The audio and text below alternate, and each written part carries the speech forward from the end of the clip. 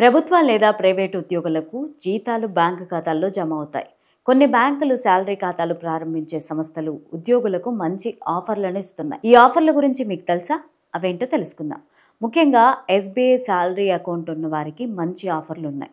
ఈ salary account zero balance ఖాతా.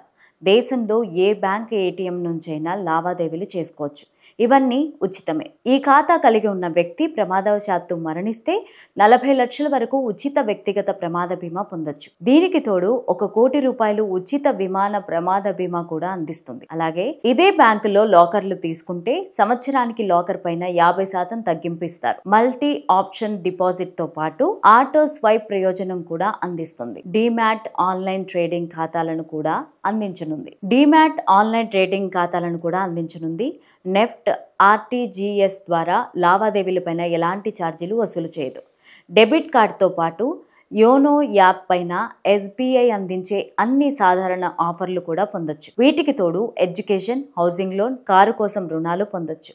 Salary account ఉండడంతో రుణాలు మంజూరు చేసుకునేందుకు బ్యాంక్ అధికారులు పెద్దగా ఆలోచించరు. రుణాలు మంజూరు కోసం అవసరమైన డాక్యుమెంట్లు పరిశీలించిన తర్వాత రుణం మంజూరు చేస్తారు. శాలరీ అకౌంట్లో ప్రతి నెల వేతనం జమ కాకపోతే ఆ ఖాతాను శాలరీ ఖాతాకు ఇచ్చే ఆఫర్లు మాత్రం అందవు. వరుసగా 3 నెలలు శాలరీ జమ కాకపోతే ఆ ఖాతాను శాలరీ ఖాతాగా పరిగణించరు. ఉద్యోగాలు మారిన సమయంలో గతంలో కొనసాగిన శాలరీ ఖాతాను కొనసాగించేందుకు కొత్త సంస్థ కూడా అంగీకరిస్తే అదే ఖాతాలో శాలరీ జమ చేసుకునేలాగా చూసుకోవాలి. అప్పుడు ఇబ్బందులు రావు.